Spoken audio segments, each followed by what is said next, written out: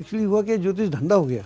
हाँ, ये सेलेबल है, that's a different thing. You can sell it but you can not prove it. 2 टके के ज्योतिषी हैं जिनको ज्योतिष नहीं आता उनसे बचें। बेसिकली अगर मैं समझना चाहूँ तो ज्योतिष है क्या? बिना ज्योतिष के आप वेदों को समझ नहीं सकते। और मैंने बहुत शादियां कराई हैं मंगल वालों की, शास्त्रों को नहीं समझते तो इस तरह की बकवास करते हैं, इसका मतलब कोई नहीं है। तो स्टॉक एक्सचेंज में बड़े चेंजेस आएंगे, वो धड़ाम से ऊपर जाएगा, धड़ाम से नीचे। मैं आपको एक नंबर बताता हूँ जिसका मेरी जिंदगी से संबंध है। 9 सितंबर 1999। तो सनातन हमारी बड़ी पुरानी परंपरा है, क्योंकि ये युग जो है ज्योतिष का युग भी, इसी सेंचुरी में नासा भी ज्योतिष को एक्सेप्ट कर लेगा। ये भी मैं प्रेडिक्शन कर रहा हूँ। एआई का प्रभाव होगा, स्पेस का प्रभाव होगा, नए युद्धों की तैयारी होगी, बहुत कुछ अलग है। लेकिन एआई के पास सब सारे शास्त्रों का, जो मैंने देखे भी नहीं, मैं जानता भी नहीं, उसके बाद उन सब का आइडिया है। उसमें किसी में नहीं है गुरु चंडाल योग होता है। तो चूंकि राहु राक्षस है, उसको चंडाल बोल दिया, गुरु तो गुरु है ही। नमस्ते एवरीवन, बहुत स्वागत है आपका माई ज्योतिष अमर उजाला के आज के बहुत ही धमाकेदार पॉडकास्ट में। आज का जो ये हमारा पॉडकास्ट है, ये पॉडकास्ट बहुत ही खास रहने वाला है क्योंकि हमारे साथ मौजूद है एक बहुत ही खास शख्सियत। आज के इस पॉडकास्ट में हम बात करेंगे कुंडली के बारे में, हम बात करेंगे कुंडली से जुड़े तथ्यों के बारे में, और हम बात करेंगे कुछ बहुत ही रोचक और इंटरेस्टिंग टॉपिक्स के बारे में। आज के पॉडकास्ट में हमारे जो गेस्ट हैं वो है जाने माने न्यूमरोलॉजिस्ट, जाने माने ज्योतिषाचार्य, वास्तु एक्सपर्ट, या शायद मैं इनके लिए जितने शब्द कहूँ वो सारे के सारे कम हैं, क्योंकि जब से ज्योतिष को हमने समझना शुरू किया है, हमने इस शख्सियत को वहाँ हमेशा मौजूद पाया है। ये शख्सियत है अजय भांबी जी। प्रणाम सर। सर, सबसे पहले मैं आपसे जानना चाहूँगी, जो आपके चेहरे पर ये मुस्कान रहती है हर वक्त, इसका रीज़न क्या है? क्योंकि सेहत के लिहाज से तो ये मुस्कान बहुत अच्छी रहती है क्या, लेकिन प्लैनेट्स भी इसमें कुछ ना कुछ रोल निभाते हैं? कई लोग मुस्कुराते हुए होते हैं, कई लोगों के चेहरा बिल्कुल ऐसा सीरियस होते हैं, और कई लोग किसी बात में मुस्कुराती नहीं है, और मैं ज़्यादा मुस्कुराता हूँ। अगर आपकी कुंडली में मरकुरी या बुध का प्लेसमेंट अच्छा हो, so then you are cheerful. फिर आप चेयरफुल रहते हैं, क्योंकि मरकुरी के बारे में हम बोलते हैं, बुध के बारे में, कि ये एक युवा ग्रह है और युवा ही रहता है। और युवा जो होता है वो एनर्जी से भरपूर होता है। हालांकि मैं उस तरह से युवा नहीं हूँ, लेकिन एनर्जी से भरपूर हूँ। तो मेरे को लगता है कि अब मुस्कुराने से के लाभ बहुत हैं, कि एक तो बहुत जल्दी लोग फ्रेंडशिप हो जाती है, और लोग आपकी तरफ थोड़ा ध्यान भी देते हैं, कनेक्टिविटी हो जाती है। अच्छा, फिर मन साफ होता आदमी मुस्कुरा लेता है, मन में कुछ हो नहीं, गम ना हो, कोई टेंशन ना हो, और कोई ऐसी बाधा ना हो, तो फिर मुस्कुराता है। आई थिंक बुद्ध का रोल है कुंडली के हिसाब से। तो सर, जैसे ये नक्षत्र मेडिटेशन जब हम करते हैं, और धर्म और आध्यात्म हमेशा से माना जाता है कि साथ साथ ये दोनों चीज़ें चलती हैं, तो नक्षत्र मेडिटेशन अगर मैं करना स्टार्ट करूं, तो क्या ये मेरी कुंडली में जो भी कमियां हैं उसे भी पूरा करता है? देखिए, ऐसा है कि आपका जो नक्षत्र है, उस जिस नक्षत्र में पैदा हुई हैं, वो नक्षत्र आकाश में स्थित है। ओके। और जब आप अपने नक्षत्र से जुड़ती हैं, इसमें ध्यान के नक्षत्र ध्यान से, तो फिर आप पूरे यूनिवर्स से कनेक्ट होना शुरू हो जाती हैं, तो ब्रह्मांड से कनेक्ट हो जाता है। तो आपका कनेक्शन मात्र ना मात्र एक नक्षत्र से जुड़ के, बल्कि पूरे यूनिवर्स से जुड़ जाता है। So that was the purpose of this theory. It helps you tremendously. पूरा आकाश, पूरा ब्रह्मांड आपके साथ जुड़ जाता है। फिर आपको सब मालूम है, नक्षत्र ऊपर है ही, आपको मालूम ही है, और हम इसको आपको दिखा भी सकते हैं। तो बेसिकली ये आत्मा से परमात्मा वाली एक यात्रा हो जाती है एकदम जब हम एकदम मेडिटेट करना स्टार्ट कर करेक्ट देते हैं। करेक्ट। ठीक है सर, इसमें एक चीज़ और मैं जानना चाहूँगी, क्योंकि आप ज्योतिष से इतने समय से जुड़े हुए हैं, आपके जो भी रिसर्च पेपर्स रहते हैं या जो भी आपके आर्टिकल्स आते हैं वो बहुत ज्ञानवर्धक रहते हैं, लेकिन कहीं ना कहीं जो इंटरनेशनल रिकॉग्निशन हम लोग आज की युवा पीढ़ी या हम लोग अब मानने लग गए हैं कि जो भी चीज़ें, जैसे नक्षत्र मेडिटेशन आपने बोला, अगर इसे कोई वेस्टर्न साइंस में हीलिंग प्रोसेस के नाम से लेके आता है तो हमें लगता है शायद ये ज़्यादा कारगर साबित होगी। तो इस पर आप क्या बताना चाहेंगे? नहीं, ऐसा नहीं है। मैं दुनिया भर में घूमता रहता हूँ, इंग्लैंड, अमेरिका, रशिया, और भी कई जगह, यूरोप वगैरह में, फ्रांस वगैरह में। तो वहाँ जाके हम ये टेक्निक सिखाते हैं लोगों को। इसमें मेरी किताबें भी हैं, आई रिटन मैनी बुक्स। इसके ऊपर भी किताबें टाइम्स ने पब्लिश की थी, नक्षत्र मेडिटेशन। तो और भी कई किताबें हैं। तो उसमें जब हम बोलते हैं तो एक्चुअली शब्दावली बदलना पड़ती उनके लिए, क्योंकि when you are talking with them you have to change your total how they understand, वो करना पड़ता है। बाकी तो कोई दिक्कत नहीं है, आसान हो जाता है। तो सर जैसे कुंडली के हमारे जो 12 भाव होते हैं, है ना, हर भाव किसी ना किसी पर्सनालिटी, जैसे पहला भाव हमारा पर्सनालिटी दिखा रहा है, दूसरा हमारा धन दिखा रहा है या हमारा इस तरह से दिखा रहा है। तो कुंडली के 12 भावों को अगर किसी को आम भाषा में समझना हो तो हम कैसे उसको समझ सकते हैं? देखिए, वैसे तो जैसे आपने बोला ऐसे ही है कि हर भाव अलग से दिखाता है, लेकिन कुछ भाव हैं जो बड़े खास होते हैं। जैसे पहला भाव लग्न कुंडली, दूसरा पंचम भाव और तीसरा नवम भाव, और इन सब का एक ट्रायंगल भी बन जाता है, त्रिकोण जिसको बोलते हैं। तो लग्न बेसिकली आपको दर्शाता है, इट्स लग्न मीन्स यू मीन्स एवरीथिंग। अगर लग्न अच्छा है तो सभी अच्छे हैं, ऐसा, फिर किसी और के अच्छे होने की ज़रूरत नहीं है। आपका अगर लग्न स्ट्रांग है, that is more than enough, बाकी सारा फिर आप हैंडल कर लोगे। फिर अपना क्रिएशन भी आपका अच्छा हो जाएगा, फिर आपका भाग्य भी अच्छा हो जाएगा, फिर आपका कर्म भी अच्छा हो जाएगा, फिर आप अपने ऑब्स्टिकल को हटा सकते हो, हेल्थ का ध्यान रख सकते हो, बच्चों का, लोगों का। तो आई थिंक अगर लग्न अच्छा हो, लग्न स्ट्रांग हो, तो मैं समझता हूँ पूरी कुंडली ही कंट्रोल में हो जाती है। ठीक है। और बाकी के जो 2 भाव आपने बताए, पंचम और नवम भाव, लग्न से जो है बेसिकली इट्स यू, और जो हम है तो पूरा व्यक्तित्व हो गया। वैसे तो हम बोलते हैं लग्न से चेहरा हुआ, चेहरे में भी हेड हुआ, वो तो हम बहुत माइन्यूट में चले जाते हैं, लेकिन ये लग्न से पूरे आप ही हो गए, पूरे आप जैसे भी आप हैं। पंचम से जो आपका क्रिएशन है, आप क्या सोचते हैं, क्या सोचते हैं, उस जो सोच रहे हैं क्या आप उसको व्यवहार में डाल सकते हैं। पंचम से आप क्या सोच रहे हैं, कर सकते हैं। पंचम जो घर है वो आपके क्रिएशन का घर भी है। अगर कोई आदमी बहुत बड़ा पोइट ना हो, बहुत बड़ा साइंटिस्ट ना हो, लेकिन एक क्रिएशन तो कर ही सकता है, अपनी जैसा पैदा कर सकता है, दैट इज़ ऑल्सो पंचम। तो you can create something like you. आप मनुष्य हैं तो मनुष्य जैसा पैदा कर सकते हैं, जानवर जैसा पैदा कर सकते हैं। तो क्रिएशन नेचर ने ऑटोमेटिक दिया हुआ है, आप में कोई शक्ति हो या ना हो, इतनी शक्ति नेचर ने दी है कि you can create something like you. तो इसलिए वो पंचम घर ये तो कम से कम है, मिनिमम ये है, और फिर उसकी कोई लिमिट नहीं है। एक ऑटोमेटिक क्रिएट हो रहा है, और दूसरा अगर आप चाहें तो आप कुछ भी क्रिएट कर सकते हैं। अगर पंचम घर स्ट्रांग हो जाए, सो आई थिंक फिर ऐसी दुनिया में कोई उपलब्धि नहीं है जो आपको ना मिले। इसलिए पंचम घर का बड़ा महत्व है, इसलिए इसको ट्राइपॉड भी बोलते हैं, त्रिकोण भी बोलते हैं, और त्रिकोण का ज्योतिष में बड़ा भारी महत्व है। तीसरा हुआ नवम भाव, नवम भाग्य है, भाग्य जो आप लेकर आए हैं, इसमें आपको कुछ भी नहीं करना। तो भाग्य की जो मेरी डेफिनेशन है वो ये है कि दुर्भाग्य क्या होता है, भाग्य क्या होता है, और भाग्य दुर्भाग्य के बीच में क्या होता है। एक आदमी दिन भर मेहनत कर रहा है, उसने 100 रुपये की मेहनत की, उसको 100 रुपये मिल गए, तो उसका भाग्य है। दुर्भाग्य क्या है कि उसने 100 रुपये की मेहनत की, उसको 10 रुपये मिले या 5 रुपये मिले, ये दुर्भाग्य है। और उसने मेहनत की 100 रुपये की, उससे मिल गए 1 लाख रुपये, ये भाग्य है। तो नवम भाग्य, नवम हाउस वो है। तो आपका वो भाग्य है कि आपने कितनी मेहनत करी और क्या कितना मिला। तो जो लोग बहुत आगे निकल जाते हैं उनकी ज़िंदगी में यही होता है। तो सर ऐसा कुछ टिप होता है कि अगर नवम भाव मान लीजिए किसी का खाली है, कोई राशि मानी बैठी है, लेकिन मुझे मान लीजिए अपना नवम भाव स्ट्रॉन्ग करना है, या मैं चाहती हूँ कि भाग्य थोड़ा साथ दे दे, स्ट्रगल लाइफ में बहुत ज़्यादा हो गया है, तो ऐसा कुछ ज्योतिषीय उपाय होता है इस केस में? देखिए, पहली बात तो ये समझना पड़ेगी कि हमारी कुंडली में 9 तो 10 तो वो हैं, सॉरी 12 भाव हैं, और 9 ग्रह हैं जी, और वो ग्रह भी हैं, 2-3 मिले रहते हैं।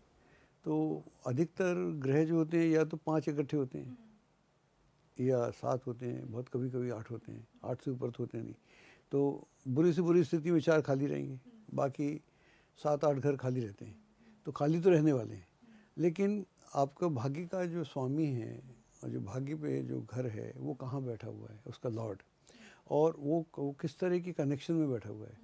क्योंकि ज्योतिष जो है वो कनेक्टिविटी है बेसिकली। अगर 3 चीज़ें कनेक्ट कर रही हैं, 2 चीज़ें कनेक्ट कर रही हैं, तो उनका मतलब अलग हो जाता है। और 3-4 चीज़ें कनेक्ट कर रही हैं और एक ही तरह की हैं, तो उसका अलग हो जाता है।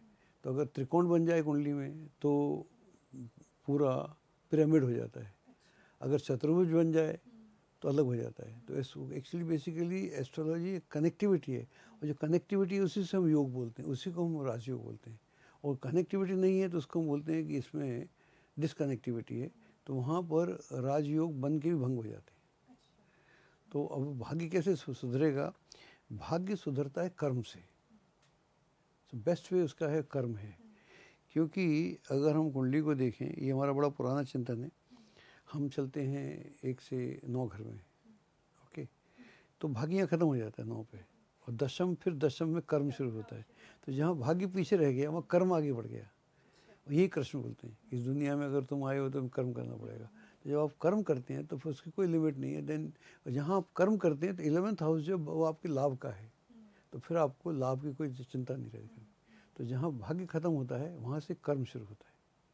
इसलिए आदमी को डरना नहीं चाहिए। अगर भाग्य के स्थान में कोई घर नहीं है, ग्रह नहीं है, या भाग्य थोड़ा नरम भी है, तो भी अगर उसका कर्म पे भरोसा है, फोकस हो सकता है, then he can do wonders. Sir, इसमें एक चीज़ मैं जानना चाहूँगी कि जैसे आपने कर्म के बारे में मेंशन किया, तो क्या अगर हमारे कर्म अच्छे हैं तो हम कुंडली में जो कमियां हैं उसे पूरा कर सकते हैं? एकदम कर सकते हैं, एकदम कर सकते हैं, क्योंकि ज्योतिष ये बोलता है कि इस जन्म में आप अपने सारे जन्मों के पाप सुधार सकते हैं, या कमियां, पाप मत बोलो, कमियां हैं, उन सबको सुधार सकते हैं। उसके लिए आपको अपना जीवन का पूरा ढांचा बदलना पड़ेगा, क्योंकि ऐसा भी बोलते हैं कि जो हमारा ब्रेन है दैट इज़ अबाउट जस्ट 25%, और जो आपका माइंड है दैट इज़ 75%। तो ब्रेन तो फिक्स है, माइंड आपके पास है, फिक्स बहुत कम है। लेकिन जो आदमी कर नहीं रहा ना, वो 25 को उसने 100 कर दिया है कि ये तो होगा ही नहीं, ये तो होता ही नहीं है, मैं सुबह उठ ही नहीं सकता, इसमें तो पास होने का सवाल ही नहीं है, मेरे घर में कोई पास ही नहीं हुआ, मेरे ख़ानदान में किसी ने बिज़नेस ही नहीं किया। ऐसे लोग बहुत आते हैं कि हमारे यहाँ तो होता ही नहीं बिज़नेस, हम कैसे कर लेंगे। या वो कहता है कि हमारे यहाँ नौकरी नहीं होती, हम नौकरी कैसे, कुछ भी। तो उनके जो वो जो वायरिंग है वो ज़बरदस्त हो जाती है। तो अगर आप अपनी वायरिंग को ब्रेक करें तो आई एम श्योर कि ऐसा कुछ भी नहीं है जो आप नहीं कर सकते। और जिन लोगों ने किया है, या हमने भी कुछ थोड़ा बहुत किया है, तो हमने कुंडली देख के नहीं किया है, कुंडली तो बहुत बाद में देखी, अपनी कुंडली भी बहुत बाद में देखी। हाँ, सही बता रहा हूँ, कुंडली बहुत बाद में देखी, करना पहले शुरू किया, उसके बाद लोगों ने बोला ठीक है। तो जो भी कर रहा है, हर आदमी कुंडली देख के काम नहीं कर रहा है, लेकिन जिसको मौका मिल रहा है तो उसको ऐसा समझना पड़ेगा कि पॉसिबिलिटीज़ तो अनंत हैं, उसको हम नेगेट नहीं कर सकते। अब उसका इस्तेमाल कितना करते हैं, दैट इज़ द पॉइंट। तो अजय जी, इसमें एक चीज़ ये है कि जैसे प्रिडिक्शन की हम बात करते हैं, एस्ट्रोलॉजी की बात करते हैं, तो एस्ट्रोलॉजी सिर्फ प्रिडिक्शन है, एस्ट्रोलॉजीज रेमेडीज़ हैं, या आज की डेट में जो एस्ट्रोलॉजी को लेकर भ्रम बनाए गए हैं, या एस्ट्रोलॉजी को लेकर जो डर लोगों के अंदर बिठाया गया है, बेसिकली अगर मैं समझना चाहूँ तो ज्योतिष है क्या? देखिए, ज्योतिष ये है, ज्योतिष बेसिकली आपके लिए एक मार्गदर्शक है। इसका नाम ही है ज्योतिष। इसको संधि विच्छेद करें तो ज्योति धन ईश्वर की ज्योति। और अगर हम वेदों की बात करें तो वेदों में जो उपांग हैं उसमें सबसे ज़्यादा महत्व वेदों ने ज्योतिष को नेत्र बोला। तो अब बिना ज्योतिष के आप वेदों को समझ नहीं सकते। तो ये ज्योतिष की महिमा है। तो जिससे हम वेद समझ सकते हैं पूरा जीवन का, वेद मीन्स वे ऑफ लाइफ, हम जीवन का पूरा अपना वे ऑफ लाइफ समझ सकते हैं। उस ज्योतिष से हम क्या नहीं समझ सकते। तो अगर हमको ये बता दिया जाए कि ये आपकी कुंडली है, ये इसका प्लस है, इसका माइनस है, और इस माइनस को प्लस में कैसे कन्वर्ट करना है, तो उसको आप कर सकते हैं। सबसे पहला उपाय तो आप हैं कि आप क्या करते हैं, आप अपनी सोच को कैसे बदलते हैं, उसके लिए जो भी कार्यकलाप में आप कैसे करते हैं, तो वहाँ से होता है। फिर उपाय भी होते हैं, ऐसा भी नहीं कि उपाय नहीं होते, लेकिन हर बात का उपाय नहीं होता, हर चीज़ का उपाय नहीं होता।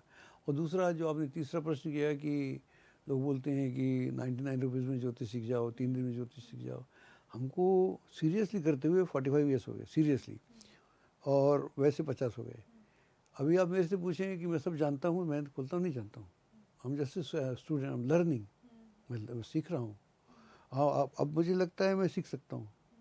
After so many years I can understand, मेरे को बातें समझ में आती हैं। मेरे को समझ में आती है कि इसका क्या मतलब है, इसका क्या मतलब, इसका मतलब ऐसा ही क्यों है, ऐसा क्यों लिखा उसने, लिखने वाले ने, पराशर हो, भृगु हो, या गर्ग हो, या कोई हो, उन सब ने वराहमिहिरो, मंतेश्वरा, उन्हें लिखा क्यों ऐसा? अब मेरे को उसकी बात समझ में आती है, उनकी बात का मर्म समझ में आता है। लिखा कि इसको यहाँ मत लगाना, वहाँ लगा देना, यहाँ नहीं लगेगा। तो इतना गहरा हो जाता है। अब 3 दिन में कैसे सीख जाएंगे आप? ये तो मजाक हो गया। तो ये मजाक ज्योतिष का बंद होना चाहिए। दिस इज़ नॉट गुड, क्योंकि ये ज्योतिष का नुकसान है। और ज्योतिष से आप पैसा कमा सकते हैं, लेकिन पैसा कमाने के लिए किसी को धोखा देना उचित नहीं, ये गलत है। इसको बंद होना चाहिए। हमने देखा, हमने तो बहुत कुछ देखा। ये लोग आते रहते हैं, एक कोई साहब आते थे, वो कृपा बरसा रहे थे, अब कहाँ चले गए भगवान जाने। एक कोई थे भाग्य बदल रहे थे, वो कहाँ चले गए। तो ये उड़ जाएंगे। तो ये सीजनल वो हैं, सीजनल ज्योतिषी हैं, तो इनसे ये टिकने वाले नहीं है। लेकिन ये नुकसान बहुत कर देते हैं ज्योतिष का। तो क्या ज्योतिष चुनता है किसी को कि ये विद्या जो है, क्योंकि ज्योतिष एक विद्या है ना, ये हर किसी के पास मेरे ख्याल से शायद ऐसे नहीं जा सकती। तो क्या ज्योतिष चुनता है कि ये इंसान सही है सीखने के लिए, या ये इंसान सही है इस पे आगे काम करने के लिए? बहुत हद तक मैं आपके प्रश्न से सहमत हूँ। ऐसा मैं कह सकता हूँ मेरे बारे में। मेरे घर में ज्योतिष नहीं होता था, और मैं ज्योतिष होना भी नहीं चाहता था। मैं इकोनॉमिस्ट हूँ, मैं लॉयर हूँ, मैं तो IAS होना चाहता था। मैं एग्ज़ाम भी दिया था, पास भी किया था, सब कुछ किया था, रिटर्न सब क्लियर कर लिए थे। लेकिन स्थितियाँ कुछ बदली, जिसने मुझे कुछ घर में ऐसी स्थितियाँ हुई, मतलब मिसहैप, जिसका कोई लॉजिक नहीं था। आज भी नहीं है, उस दिन भी नहीं था। एकदम तूफान आ जाए, बाढ़ आ जाए, तो क्या क्या लॉजिक हो सकता है, नेचर ही जाने, समथिंग लाइक दैट। तो उसके बाद फिर मैं पहली बार जानना चाह रहा था कि ऐसा हो क्यों रहा है। So this is how I started. तो फिर बहुत भरोसा भी नहीं था, ऐसा भी नहीं कि बहुत भरोसा है। वो सीख के आता है, भरोसा होता है। गुरु, मेरा गुरु भी कोई नहीं है, तो भरोसा भी नहीं था कुछ। तो लगता था है कि नहीं है, तो इसी डाउट में कोशिश करते थे। फिर करते, अच्छा चलो ये है तो ट्राई कर दो।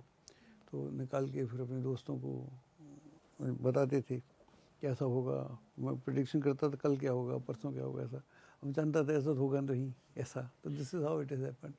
तो आई थिंक चुनता ही है। हाँ, अगर आप सीरियसली करते हैं तो चुनता है। अगर आप धंधा कर रहे हैं तो पता नहीं उसका नहीं मुझे पता कैसे होता है।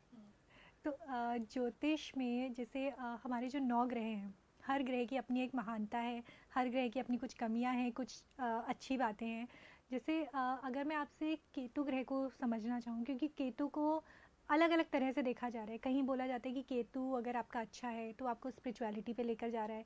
कहीं बोला जाता है कि केतु अगर आपका अच्छा है तो वो आपको डिटैचमेंट भी दे सकता है।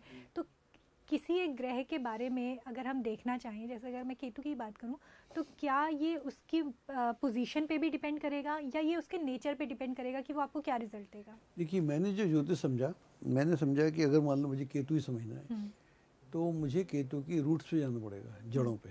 तो केतु का उदय कहाँ से हुआ, केतु आया कैसे, कहानी सबको मालूम है, बिल्कुल। तो उस पर नहीं जाते। फिर भी बताए थे ना, समुद्र मंथन के बाद जब इस अमृत को लेकर बंटवारा हो रहा था, तो भगवान विष्णु ने मोहिनी का रूप रखा था, और इस तरफ राक्षस थे, इस तरफ दैत्य थे। राक्षस थे और देवता थे। तो देवताओं को अमृत दे रहे थे, इनको शायद मदिरा वगैरह दे रहे थे। तो एक स्वरभानु नाम का राक्षस था, वो इधर आके बैठ जाता, पी लेता है। तो 2 में बांट देते हैं उसको, काट देते हैं उसका। तो राहु में स्वरभानु था देवता और राक्षस। उसके पास कुछ खास बातें थी। खास बातें क्या थी कि वो भिस बदलना जानता था। वो अच्छा खासा ब्लफ मास्टर था। वो भगवान तक को उसने चक्कर में डाल दिया, है ना। तो ये भी हो गया। और उसके मुकुट के पास में 6 शक्तियाँ थी। अच्छा। राहु के पास इच्छा शक्ति, कुंडलिनी शक्ति, मंत्र शक्ति, तंत्र शक्ति, तो ऐसी 6 शक्तियाँ थी उसके हाथ, जो मुकुट के आसपास घूमती रहती। तो इतना बलवान वो ऐसी था, और इतना उसमें ताकत पहले से थी, तो ये उसमें इतना था। और वो कट गया, अमृत पी लिया, तो मतलब पूरा सिस्टम ही उसका अलग था। ओके, राहु तो चलो उसको दिखता है, 5 इंद्रियाँ, 4 इंद्रियाँ उसके पास हैं, और उसके पास तो कुछ है नहीं। अब केतु के पास क्या बचा? केतु के पास एक इंद्री बची स्पर्श की, और तो कुछ है नहीं। संवेदन कह सकते हैं, संवेग कह सकते हैं उसको, वाइब्रेशन कह सकते हैं। शरीर के पास क्या है? तो वाइब्रेशन जो है जो, और केतु के पास आँख भी है, मस्तिष्क भी है, नाक भी है, मुंह भी है, कान भी है, ये सब कुछ है, नीचे कुछ नहीं है। और उसके मुकुट के आसपास 6 शक्तियाँ घूम रही हैं। और इसके पास में क्या है, सिर्फ स्पर्श और कुछ नहीं है। और जो स्पर्श है वो सबसे महत्वपूर्ण है। हमको लगता है हमारी आँख महत्वपूर्ण है, हमको लगता है कान महत्वपूर्ण है, हमको लगता है जिह्वा महत्वपूर्ण है या नोज़ महत्वपूर्ण है। क्योंकि जब बच्चा पैदा होता है तो उसके पास में ना तो मस्तिष्क होता है उस दिन, ना उसकी आँखें काम कर रही होती हैं, ना वो सूंघ पा रहा होता है, ना उसको स्वाद होता है, ना वो सुन पा रहा होता है ठीक से। उसका स्पर्श होता है। और कोई भी आदमी इस दुनिया का अपने माँ के स्पर्श को नहीं भूलता, सारे स्पर्श भूल जाता है। इसीलिए वो सब कुछ होना चाहता है। वो स्पर्श जो है, वो जो पहला स्पर्श है, इसीलिए उसको हवा अच्छी लगती है, इसीलिए उसको ठंड का रियलाइजेशन होता है। उसके लिए किसी और इंद्रिय की ज़रूरत नहीं है, तो इसके पास ये इंद्रिय है। अब केतु कटा हुआ है, केतु कुछ है नहीं। अब केतु क्या करेगा, केतु कैसे जानेगा अपने आप को? तो केतु, मेरा इंटरप्रिटेशन है, this is how I understand Ketu. Ketu एक तरफ जाता है, अमर तो है ही, एनर्जी बहुत है, और जाता है जंगल में, जाता है जंगल में छिल जाता है, भागता रहता है, उसे कुछ मंजिल तो मिलती नहीं, तो वहाँ जाके परेशान हो जाता है वो, और वो वहाँ लेट जाता है, थक जाता है, और खा हुआ उसके भर जाते हैं। और उसको समझ में नहीं आता तो दूसरी दिशा में जाता है, दूसरे में जाता है तो वहाँ पर समुद्र है मान लीजिए, तो समुद्र में गया तो वहाँ भी उसे कुछ नहीं मिलता, पानी में नाच नोच के आ जाता है, फिर थक जाता है, फिर तीसरी जगह जाता है तो रेत में चले जाता है, तो रेत में सब कुछ क्रॉचिंग हो रहा है, ये हो रहा है, उसे कुछ समझ में नहीं आता है क्या करे। अब उसको दिशा तो दिशा ही दिखेगा, एक दिशा में जाके किसी पहाड़ पे, हिमालय जैसे पहाड़ पे चढ़ जाता है। और केतु के पास में 3-4 उसके पास हथियार भी हैं, झंडा भी उसके पास है, सोड भी उसके पास है, और शंख भी उसके पास है, और उसके पास में वो एक ढाल भी है। तो वो लेके उसको झंडा गाड़ के वो बैठ जाता है। अब उसको वहाँ मूर्छित है, उसे कुछ नहीं मालूम, 2-4 दिन मूर्छित रहता है, फिर धीरे धीरे वो जागना शुरू करता है, बैठ जाता है, ध्यान करता है। जब वो ध्यान करता है तो उसकी वाइब्रेशन तो है ही, उसके पास स्पंदन तो है ही, संवेग है। संवेग जो उसकी स्पेस से जुड़ना शुरू होते हैं, तो वहाँ से उसकी जो इंट्यूटिव विजडम जागृत हो जाती है, तो उसके भीतर से सब जागृत हो जाता है। इसलिए केतु का आदमी चारों तरफ भटकता है, जब तक वो अपने में नहीं आता तब तक भटकता रहता है। केतु की दशा में अधिकतर आदमी भटकता रहता है, कभी इस तरफ जा रहा है, इस धंधे को कर रहा है, इस काम को कर रहा है, इस तरफ जा रहा है, उसे कहीं सफलता नहीं मिलती। जब उन्हें भीतर आता है, इसलिए हम इसको शुभ ग्रह बोलते हैं, कि अंत में भीतर ही आना पड़ता है, तो इसलिए केतु का संबंध गहरा है। तो केतु को कई जगहों पे गुरु के साथ भी जोड़ा जाता है, कि गुरु का एक तरह से चेला उसको बोला जाता है केतु को, कि गुरु के लिए वो एक तरह से चेला की ये लाल किताब का फंडा है, लेकिन क्या, लेकिन ये सच होती है? लाल किताब का सूत्र है, मैं इससे ज़्यादा बहुत एग्री नहीं हूँ। चेला वेला नहीं बोल सकता मैं, लाल किताब बोलती है ऐसे। गुरु शुभ ग्रह और केतु भी शुभ हो जाता है, तो दोनों एक ही तरह के हैं। और केतु अगर अच्छा हो कुंडली में तो केतु को ध्वजाधारी बोलते हैं। केतु का जो प्रभाव है मंदिर में है, ऐसा कोई मंदिर होता नहीं जहाँ ध्वजा ना हो। ध्वजा के बिना किसी देवता को पहचान नहीं सकते आप, और किसी ध्वजा के बिना आप किसी धर्म को नहीं पहचान सकते। ध्वजा ना हो तो किसी कंट्री को नहीं पहचान सकते, ध्वजा ना हो तो आप किसी मिलिट्री को नहीं पहचान सकते। तो ध्वजा ही आपका परिचय है, वो परिचय केतु के पास है। तो जब आदमी के पास पावर आ जाती तो उसके पास भी ध्वजा लग जाती, यानी प्रधानमंत्री हो, मंत्री हो, तो उनकी गाड़ी में झंडा लगता है। झंडा जो है, झंडा ऊंचा रहे वो बहुत ज़रूरी है, झंडा ऊंचा रहे हमारा, वो केतु। तो अजय जी, इसमें एक चीज़ और अब मैं जानना चाहूँगी कि जैसे 2025 है, थोड़ा सा ये हम नंबर्स की तरफ जा रहे हैं। 2025 अभी आ रहा है कि ये मार्स का नंबर है ना। इस साल बहुत सारे 9 नंबर पे कंप्लीट हो रहा है, बहुत सारी चीज़ें हो रही है, कहीं पे लड़ाइयाँ भी हो सकती हैं, कहीं पे फाइनेंशियल उथल पुथल हो सकती है, इस तरह की बहुत सारी बातें और ये सब आ रहा है। 9 नंबर को कई जगहों पे कंप्लीट नंबर भी बोला जाता है, क्योंकि 9 दुर्गा है ना, माला के 108 बीट्स हैं, और उस तरह से बहुत अलग अलग 9 रस होते हैं या 9 ग्रह होते हैं। ऐसे अगर हम देखते हैं तो 9 नंबर को बहुत पावरफुल अपने आप में माना जाता है। ये साल 9 नंबर का है, ठीक है। इस साल ऑलरेडी कुछ चेंजेस दिखने को मिल गए हैं, पॉलिटिकली बहुत सारे चेंजेस दिखने को मिले हैं। तो अगर मैं 2025 में इंडियन पॉलिटिक्स की बात करूं, 2025 में फाइनेंशियल्स की बात करूं, तो ये कैसा रहने वाला है? देखिए, आपने ठीक बोला कि नंबर जो है न्यूमरोलॉजी के हिसाब से हम कंप्लीशन का नंबर है, उसके बाद 0 है। तो 9 नंबर बड़ा इम्पोर्टेंट होता है, और कंप्लीशन का नंबर है, मंगल का नंबर है। और मंगल यानी बड़े फोर्सफुल नंबर है। और जब फोर्सफुल मामला है तो चीज़ें बहुत फोर्सफुल तरीके से बदलेंगी। जैसे उधर ट्रंप आए तो ट्रंप को उम्मीद नहीं थी आने की, लेकिन 9 नंबर में कितने फोर्स के साथ आए। दिल्ली में अभी बीजेपी आई, बड़े फोर्स के साथ आई। और जो इसराइल में युद्ध बंद हुआ वो भी बड़े फोर्स का बंद हुआ। अभी ये जो यहाँ का, ये मैं आपके साथ प्रेडिक्शन करके जा रहा हूँ, ये जो रशिया का और इसका युद्ध चल रहा है, ये भी अगले 2-3-4 महीने बंद हो जाएगा। अच्छा चलेगा नहीं ये।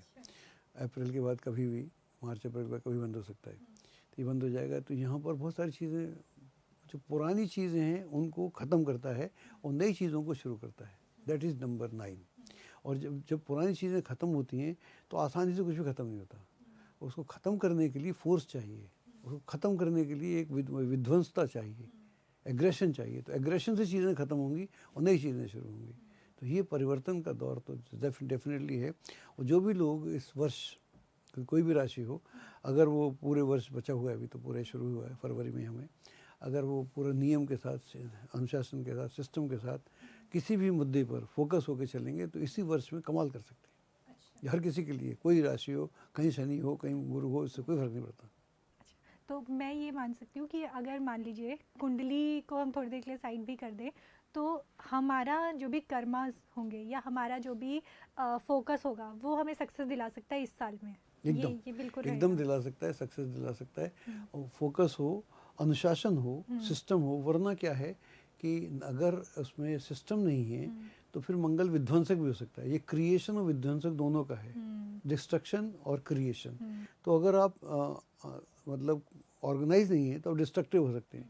अगर आप ऑर्गेनाइज हैं तो इससे बेहतर साल नहीं है कंस्ट्रक्शन के लिए। कुछ भी करें, जो लोग एग्ज़ाम देना चाहते हैं उनके लिए बहुत बड़ा एग्ज़ाम भी हो, यूपीएससी हो, कुछ भी हो, इंजीनियरिंग हो, आईआईटी हो, उसमें बहुत आसानी जा सकते हैं। डॉक्टर्स हो, बिज़नेस करना चाहते हो, विदेश जाके कुछ भी करना चाहते हो, तो बहुत सारे काम कर सकते हैं। लेकिन उनको यहाँ पर कुछ भी आसानी से नहीं मिलता। अगर हम योद्धा की बात करें तो योद्धा बड़ा ट्राई करता होता है, उसने बहुत प्रयास किया होता है पूरी ज़िंदगी। तो उसने पूरी ज़िंदगी लगा दी होती है उस युद्ध को प्राप्त करने की, उस कला को सीखने के लिए। अगर हमें कोई अपने मिलिट्री के लोग दिखते हैं तो उनका अनुशासन देख के कमाल आता, तब मंगल दिखता है। तो मंगल ऐसे नहीं होता।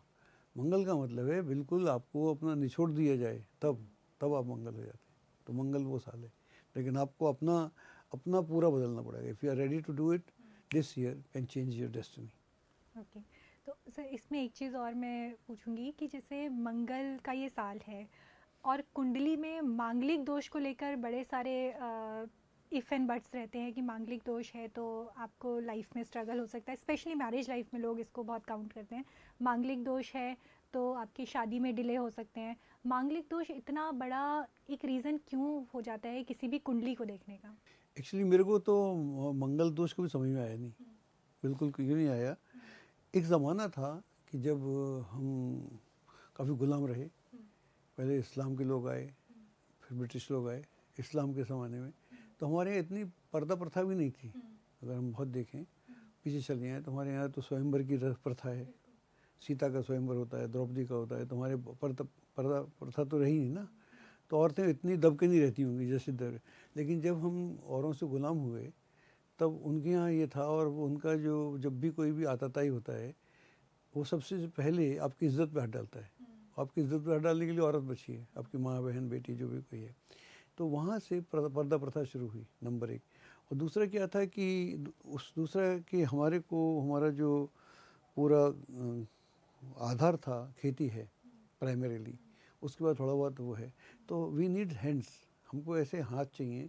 अगर कोई लड़की हमारे घर में आती है तो ऐसी लड़की आए जो हमारे घर जैसी हो जाए। जब हमारी लड़की दूसरे घर जाती है उन जैसी हो जाए। तो हमने वहाँ मंगल को थोड़ा सा इम्पोर्टेंस दिया कि ऐसी लड़की हमको चाहिए जो हमारे घर के ट्रेडिशन से एक्सेप्ट उसको हो जाए। जब हमारी लड़की जाती है वहाँ एक्सेप्ट हो जाए। तो that was the basic reason, इसलिए देखना शुरू किया। तो उस एंगल से देखना शुरू किया था। लेकिन सवाल ये है कि मान लीजिए एक लड़की की कुंडली में मंगल है, एक लड़की की कुंडली में मंगल है, तो मंगल जेंडर देख के तो बैठा नहीं। किसने कहा जेंडर देख के बैठा है कि अगर मान लो लड़की की बैठेगा तो उसको क्यों डरपोक बनाएगा, लड़के को हीरो क्यों बनाएगा?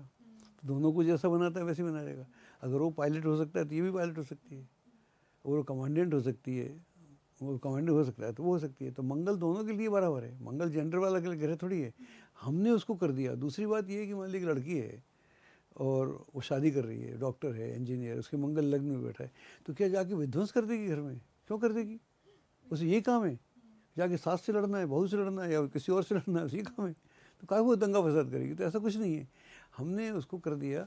और हमने कंप्यूटर शुरू किया था, कंप्यूटर प्रोग्राम इस देश में आज से कई साल पहले 1982 में।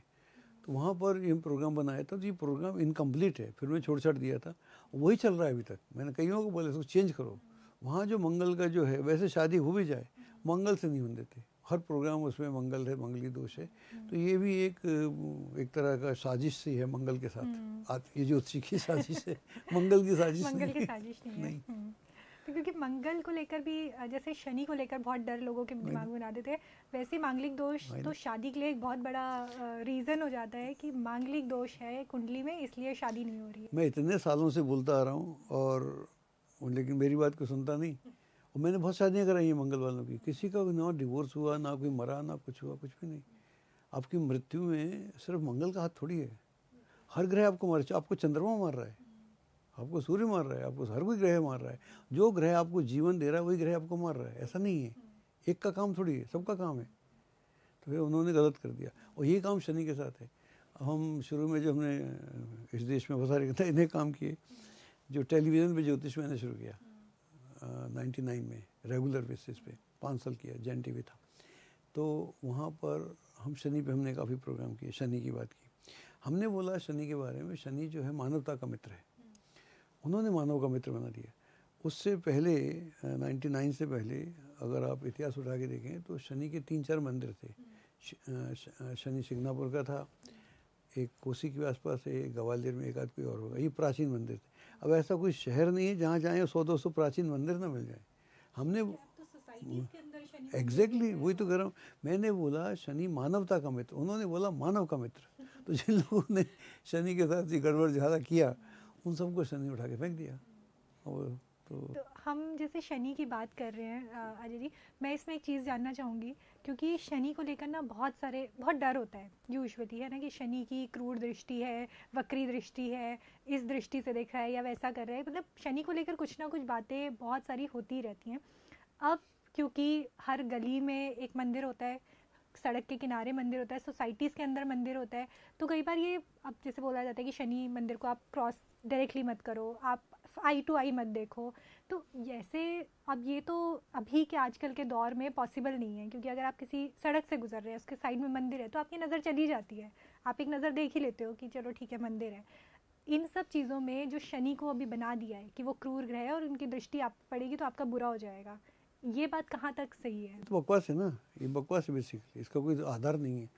हमने ग्रहों की दृष्टियाँ दी, हमने क्या मतलब हमारे ऋषि लोग, तो हर ग्रह अपने से 7th उसके 7वें दृष्टि होती है, हर किसी की होती है। और मंगल की, गुरु की और शनि की, इनकी अलग अलग 2-2 दृष्टियाँ हैं। सो मंगल जो है अपने से 4थे घर को देखता है और 8वें घर को देखता है, सप्तम को देखते ही देखता है। गुरु जो है अपने से 5वें घर को देखता है और 9वें घर को देखता है, ये गुरु का है। और शनि जो है अपने से 3रे घर को देखता है और 10वें घर को देखता है। तो ये शनि के बारे में बात हो रही है, मंदिर के बारे में बात नहीं हो रही। मंदिर में शनि नहीं बैठा हुआ, शनि की मूर्ति बैठी हुई है, तो शनि नहीं देख रहा आपको, तो don't worry, you can keep looking at it. अब उसको देख के, शनि जी को देख के प्रणाम करके जाओ, शनि जी बड़े प्रसन्न होंगे। अच्छा अब कोई तो आदमी आँख मिला के जा रहा है, तो वो तो कुंडली की बात हो रही है, इसकी बात थोड़ी हो रही है। कुंडली की इसकी बात ही नहीं हो रही। तो भय फैलाने की बात, जिन लोगों को नहीं आता ज्योतिष के बारे में, उनका कि अपना मौलिक चिंतन नहीं है, अंडरस्टैंडिंग नहीं है, शास्त्र को नहीं समझते, तो इस तरह की बकवास करते हैं, इसका मतलब कोई नहीं है।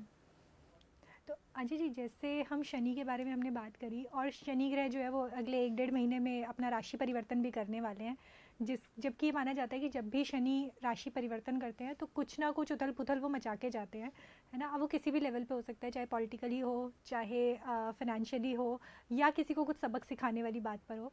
तो इस साल जो शनि का ये परिवर्तन होने वाला है, इसको अगर हम एक बड़े तौर पर देखें कि देश दुनिया में इसका क्या असर रहने वाला है, तो ये किस तरह के इम्पैक्ट? देखिए, शनि जैसी परिवर्तन हो रहा है तो बड़ा ग्रह है, इसके 6 महीने पहले से ही रिज़ल्ट आना शुरू हो जाते हैं। तो जैसे जो अमेरिका के इलेक्शन है, वहाँ ट्रंप के जीतने का कोई बात नहीं थी, बल्कि वो तो ऐसा बोल रहे थे इलेक्शन के बाद इनको जेल में डाल देंगे। इस तरह के उनके सेक्स स्कैंडल भी थे, ये भी था। ऐसा नहीं हुआ, तो शनि ने उनको लेके आया। अभी दिल्ली में इलेक्शन हुआ, वो बंद हुआ। इसराइल का युद्ध बंद हुआ, यूक्रेन का युद्ध बंद हो जाएगा। तो शनि के आने से पहले ही बहुत सारी चीज़ें बेहतर होने लगी। तो शनि जब भी परिवर्तन करता है तो एक नई चीज़ में आता है, और हम एक नए युग में जा रहे हैं। इस पे हम कभी आपसे बात करेंगे कि हम एक नए युग में जा रहे हैं, बहुत जल्दी जा रहे हैं, और हम पूरा एक युग ही बदल रहा है। ग्रह तो बहुत छोटी सी बात है, शनि मंगल राहु तो बहुत छोटी बात है, और साथ में शनि बदल रहा है। तो शनि बदल रहा है, साथ में युग बदल रहा है। इसके लिए अलग से पॉडकास्ट करना पड़ेगा, क्योंकि अभी मैं बोलूँगा तो समझ में नहीं आएगा किसी को। इसके लिए मुझे आपको पूरा टेक्निकल समझाना पड़ेगा।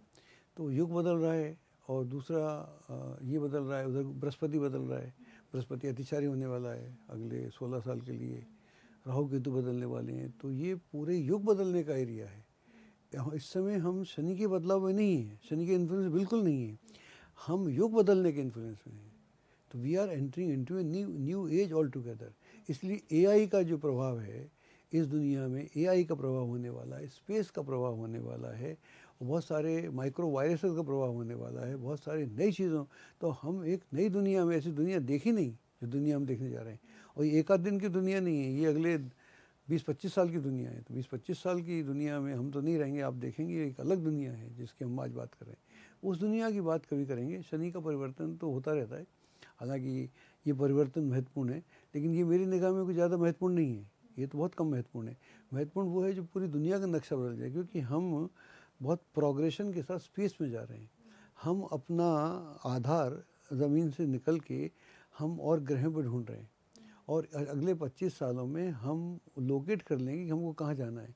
अगर कभी पृथ्वी पर मुश्किल आएगी जीने की, तो मानवता को हम कहाँ शिफ्ट करेंगे। इस तरह के दौर में है। शनि का परिवर्तन तो बहुत छोटा सा परिवर्तन है। जो लोग धंधा कर रहे हैं इस तरह का ज्योतिष करें। मैं ज्योतिष में तो मेरा बिजनेस नहीं है, मेरा तो समझिए आप जो भी कुछ समझिए रिसर्च का पॉइंट है। तो मैं उस एंगल से दिख रहा हूँ कि हमें नए युग में जा रहे हैं, जहाँ पर हमको नए प्लेनेट पे दुनिया की खोज करनी पड़ेगी।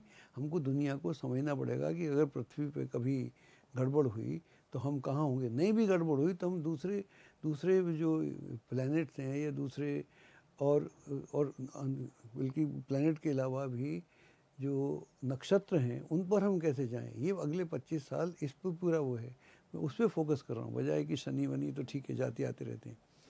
बिल्कुल। तो अजय जी, जैसे हमारी कुंडली पे जितना असर ग्रह डालते हैं उतना ही असर नक्षत्र भी डालते हैं, है ना। ये बात एक रहती है। लेकिन वही बात है कि बहुत लोग जो कुंडली का प्रेडिक्शन करते हैं वो सिर्फ आपका लग्न के हिसाब से या फिर आपके नवमांश के हिसाब से कर देते हैं। कई जगहों पे नक्षत्रों को छोड़ दिया जाता है ना। मान लीजिए किसी का जन्म हुआ है कि वो गुरु उनका लग्नेश है, राशि मान लीजिए उनकी जो है वो शनि की राशि बनती है, नक्षत्र वहाँ पे छोड़ दिया जाता है कि नक्षत्र का कौन से नक्षत्र में पैदा हुए हैं, किस नक्षत्र के कौन से पद में पैदा हुए हैं। क्या ये प्रेडिक्शन इस तरह से सही होती हैं? नहीं, वो बहुत अधूरी होती। एक्चुअली नक्षत्र जो है एक पैसिव एनर्जी का, हाइटेंड एनर्जी का फील्ड है। नक्षत्र पड़ा हुआ है, ये समझ लो आपकी माइंस है, उसके ऊपर से अगर कोई टैंकर निकल जाएगा तो विस्फोट हो जाएगा, ऐसा। तो नक्षत्र जो है वो हाइटेंड एनर्जी का फील्ड है, वो बैठा हुआ है। अब पैदा हुई, अब चंद्रमा वहाँ पर है, तो वो एक्साइटेड हो गया, वो इग्नाइटेड हो गया। तो वो चंद्रमा जो है, वो नक्षत्र जो आपके साथ जुड़ गया हमेशा के लिए, जब तक आप जिएंगे। हो सकता है अगले जन्म में भी उसका कनेक्शन हो, इस तरह का नक्षत्र है। तो नक्षत्र अगर एक जगह कनेक्ट हुआ तो पूरे आपके पूरे जो आपका व्यक्तित्व है उसके साथ जुड़ गया। वो ऐसे ही हर व्यक्ति के साथ है। उसका तो हम अध्ययन कहाँ कर रहे हैं, उसकी तो बात ही नहीं कर रहा कोई। और बड़े दुर्भाग्य की बात, ये सारे काम मैं ही करता रहता हूँ। नक्षत्रों की बात मैं करता हूँ, इस शनि की बात मैं करता हूँ, ये बृहस्पति अतिचारी है इसकी बात पिछले 5 साल से कर रहा हूँ। किसी को पता भी नहीं है, अब तो लोगों को पता है। 5 साल पहले से कर रहा हूँ, क्योंकि पंचांग कोई खोजता नहीं, पंचांग में देखता नहीं। मैंने पिछले 1000 साल के पंचांग का देखा कि इस समय तक जुपिटर कभी अतिचारी नहीं हुआ, इतने लंबे समय तक के लिए। हाँ, तो जुपिटर जो ये अतिचारी हो रहे हैं, यानी कि जाहिर सी बात है वो अपना ये एक्सट्रीम 14 छोड़कर मई 2025 को हो जाएंगे। तो जुपिटर का अतिचारी होना, ये क्योंकि जुपिटर यूजुअली ऐसा करते नहीं है, माना जाता है कि जुपिटर या तो अच्छे फल देते हैं या बहुत बुरे फल वो नहीं देते हैं आपको। तो इस तरह से जब ये अब 14 तारीख को वो अपना परिवर्तन करेंगे, राशि परिवर्तन करेंगे, तो इसका एक अगर मैं एक ब्रॉडर व्यू पूछूं कि किस तरह का इम्पैक्ट ये करने इसलिए वाले बोला हैं। हम युग परिवर्तन के दौर में हम छोटे बड़े पूरा परिवर्तन, पूरा हम अलग हैं। एआई का प्रभाव होगा, स्पेस का प्रभाव होगा, नए युद्धों की तैयारी होगी, बहुत कुछ अलग है। लेकिन कोई वर्ल्ड वॉर नहीं होगी, दुनिया खत्म नहीं होगी, ऐसा कुछ नहीं होगा। अगर कोई वायरस आएगा तो उसका इलाज भी होगा। तो क्या हम कोरोना जैसा महामारी वायरस तो दोबारा आते देख रहेंगे, सकते लेकिन हैं? उनका नहीं, ऐसा नहीं होगा। वायरस भी आते रहेंगे, इलाज भी होता रहेगा, लेकिन ये दोनों का संग संग चलेगा।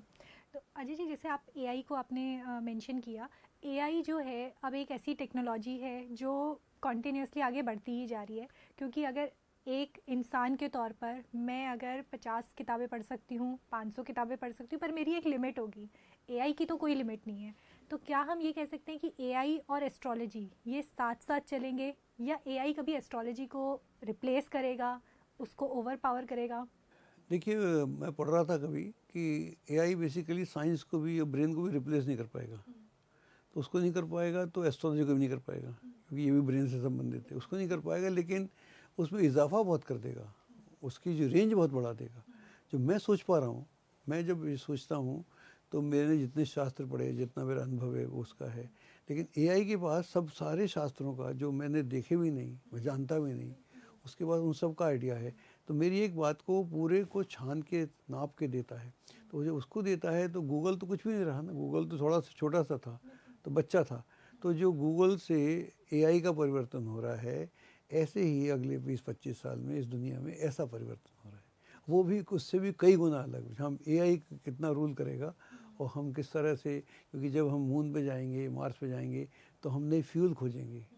अभी हम हाइड्रोजन से, इससे पेट्रोल से चलाते हैं, सब बंद हो जाएगा सब। इस तरह के परिवर्तन है जो कांट इमेजिन। ये ज्योतिष है, ऐसा ज्योतिष होना चाहिए। ये क्या कि 99 रुपीज़ में 3 दिन में सिखा दूंगा, खुद को तो आता नहीं, मेरे को क्या सिखा दोगे? वो ये ज्योतिष है। क्या हो रहा है स्पेस में, क्या हो रहा है दुनिया में, क्या हो रहा है समुद्र में, क्या हो रहा है नेचर में, क्या हो रहा है देशों में, क्या हो रहा है। तो हम एक नई दुनिया में हैं, तो एक अलग अलग दुनिया है। तो इसके ऊपर आपसे बातचीत करते रहेंगे। बिल्कुल अजय जी, इस पे हम चाहेंगे कि आप हमारे लिए थोड़ा सा टाइम निकालें, ताकि हम एक अलग पूरा पॉडकास्ट टेक्नोलॉजी के ऊपर एकदम कर करेंगे, सके। एकदम। वापस आते हैं हमारे मुद्दों की तरफ। एक चीज़ जो मुझे कुंडली को लेकर आपसे पूछनी है कि मान लीजिए कोई जैसे मैं अगर किसी भी बड़ी शख्सियत की बात करूं, अंबानी जी की बात करूं, या अमिताभ बच्चन है, या किसी भी बड़े पॉलिटिशियन की बात करूं, सक्सेसफुल लोगों की बात करूं, तो अंबानी जी जिस डेट पे पैदा हुए हैं उस डेट पे और भी बहुत लोग पैदा हुए होंगे, सेम समय पे भी बहुत लोग पैदा हुए होंगे। तो उस हिसाब से ग्रह नक्षत्र भी सिमिलर हो सकते हैं, सिर्फ जगह का फ़र्क अगर पड़ता है तो ऐसे में एक इंसान तो बन गया है अंबानी और दूसरा इंसान जी रहा है एक मीडियोकर सी लाइफ। ये मतलब ये कैसे पॉसिबल है? देखिए, जब हम ज्योतिष करते थे आज से 50 साल पहले, ये प्रश्न हमारे दिमाग में था जो आपने बोला। तो मैं ग्वालियर से हूँ, तो हमारे पास में माधवराव सिंधिया जो गुजर गए, उनकी कुंडली थी, मंत्री थे देश में, उनके पुत्र हैं। और उसी समय एक छोटा सा वो स्वर्णकार, क्या बोलते हैं, सुनार, वो पैदा हुआ था। तो दोनों की कुंडली एक थी, थोड़ा कन्फ्यूज़न था, अगर ना दिखाओ। तो उसका हमने बहुत अध्ययन किया। तो उसका अध्ययन किया तो वो अपनी सोसाइटी में थोड़ा सा उसका जलवा था, बाकी तो नहीं था। बाकी माधवराव तो माधवराव थे। तो वहाँ से जब मालूम पड़ा कि आपके जो प्रारब्ध है उसका संबंध है कुंडली से, थोड़ा बहुत उसकी इज्जत थी, और कोई बड़ा बहुत ऑर्डिनरी फैमिली से पैदा हुआ था, लेकिन वहाँ से उठता गया तो शहर में लोग उसे जानने लगे थे। जैसे जैसे बड़ा हुआ, ये सब तो हुआ, वो अपनी पार्टी को, उसका सुनारों का अध्यक्ष भी हो गया था, ये सब तो हो गया था, लेकिन इससे ज़्यादा उसमें कुछ नहीं हुआ। तो ये ग्रहों के फल से तो ऐसा हुआ, लेकिन बाकी वो एक महाराज के यहाँ पैदा हुआ, रानी के यहाँ पैदा हुआ, ऑर्डिनरी पैदा हुआ। तो आई थिंक यहाँ पर हमें प्रारब्ध में जाना पड़ेगा, और उस तरह का ज्योतिष इस देश में करने वाले शायद लोग नहीं हैं। एक आध दो होंगे, कहीं छुपे छुपाए तो होंगे। हमको बहुत जाना पड़ेगा, आप करके क्या आए थे। हमारे यहाँ जब हम ज्योतिष हम सीखते थे तो उसमें 3 तरह का था, प्रारब्ध, वर्तमान और आगामी। क्या किया हमने, क्या हम कर रहे हैं और क्या क्या करेंगे। होगा। तो हम उस ज्योतिष को पढ़ा करते थे, तो वो एक अलग विषय है, कभी इस पे बात करेंगे आपसे। तो प्रारब्ध जो होते हैं, क्योंकि अब तो इन चीज़ों के ऊपर बात ही नहीं हो पाती नहीं है, होती। जो इनफैक्ट मुझे लगता है कि कई बार जो हम कर्मास की बात करते हैं, लाइफ में स्ट्रगल है, परेशान है किसी चीज़ से, हम बोलते हैं कि टाइम ठीक नहीं चल रहा है ना, या फिर शायद ये ग्रह हमारा ठीक नहीं चल रहा, दशाएं ऐसी चल रही हैं, लेकिन कहीं ना कहीं तो हमारे कर्मा भी इससे जुड़े होते हैं जो शायद हम पुराने जन्मों में करके आए हैं, या हमें ये पता भी नहीं कि हम कौन सा रिजल्ट अभी देख रहे हैं, कौन देखो, से अपने काम का रिजल्ट देख रहे कुछ हैं। कर्म जो है ना, वो कुछ जैसे प्रारब्ध में कुछ तो हैं, जैसे आपके माँ बाप आपने नहीं चुने, उन्होंने आपको नहीं चुना, है ना। आपके भाई बहन, आपके रिश्तेदार, ये आप नहीं चुनते। और फिर पति पत्नी हम चुनते हैं, तो बाद में मालूम पड़ता है कि चुनाव ना चुना एक बराबर ही हो गया। तो बहुत कुछ चुन नहीं पाते हम, तो बहुत कुछ हमारे पास चुनाव है नहीं। तो एक अच्छा खासा प्रारब्ध हमारे साथ चलता है। फिर हम क्या करेंगे क्या नहीं करेंगे, आप किससे दोस्ती करोगे किससे दोस्ती नहीं करोगे, यहाँ आपका वर्तमान आ जाता है, यहाँ आपका कर्म आ जाता है। अब कौन आपका मित्र होगा कौन आपका मित्र नहीं होगा।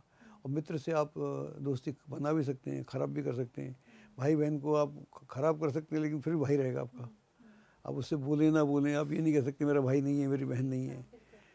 पत्नी से आप तलाक भी ले लें, फिर भी कभी जिक्र आएगा, बोले हाँ हमारी पत्नी थी हमारा पति था। तो कुछ हमारे रिश्ते जो हैं ये प्रारब्ध है, ये आपको बांध के रखता है।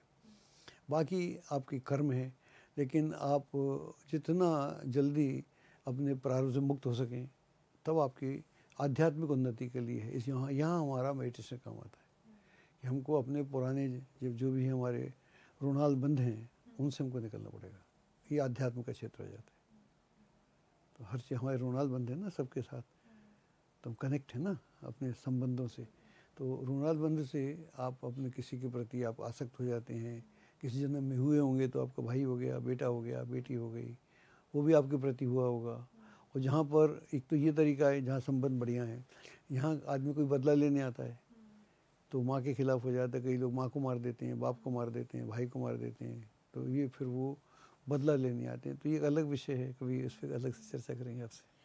तो अजय जी, जैसे हम बात कर रहे थे कि फाइनेंशियल सेक्टर में बहुत लोग जानना चाहते हैं कि उनके साथ कैसा रहने वाला है, क्या होने वाला है। अगर मैं कुंडली में बात करूं तो कुंडली में ऐसे कौन से कॉम्बिनेशंस बनते हैं जो ये बताते हैं कि आप आगे बिजनेस करने वाले हैं, आप आगे नौकरी करने वाले हैं, आपके लिए दोनों में से क्या बेहतर रहेगा? ये कुंडली के ऐसे कौन से कॉम्बिनेशंस बनते हैं?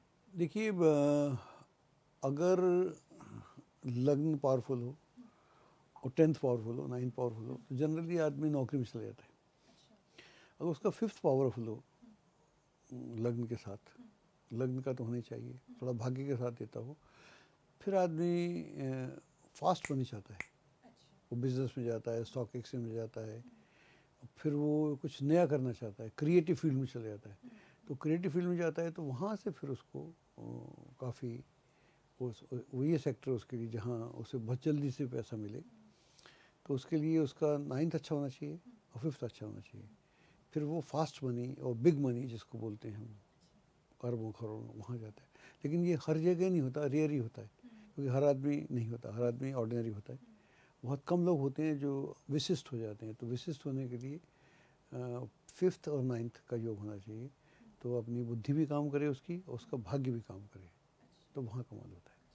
तो इसमें जैसे अगर हम ये बोले कि इस एक साल में जो अभी 2025 है, जो लोग बिजनेस वेंचर्स शुरू करना चाहते हैं या नए बिजनेस वेंचर में जाना चाहते हैं, apart from their jobs and everything, क्या ये साल सही है इस तरह के डिसीजन ये लेने साल के बहुत लिए? ठीक है, क्योंकि इस बार जुपिटर जो है वो काफ़ी फास्ट फॉरवर्ड मूड में रहेगा।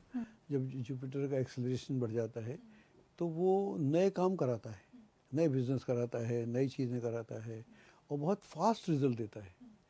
वो साल भर में रिजल्ट नहीं देगा, क्योंकि वो अभी 14 मई को ये मिथुन में आएगा और फिर वो क्या नाम है अक्टूबर में कर्क में चले जाएगा, यानी 4-5 महीने में। और उसके बाद में फिर वो कर्क से आगे जाता हुआ सिंह में चला जाएगा, फिर लौट के फिर इसमें आ जाएगा। तो उसे 3 राशियाँ 6 महीने में चेंज कर जाएगा, मतलब बिना ऐसा होता नहीं। तो उसका इतना फास्ट फॉरवर्ड मोड है कि अगर आप कुछ कर रहे हैं तो रिज़ल्ट भी इतने फास्ट हो जाएंगे।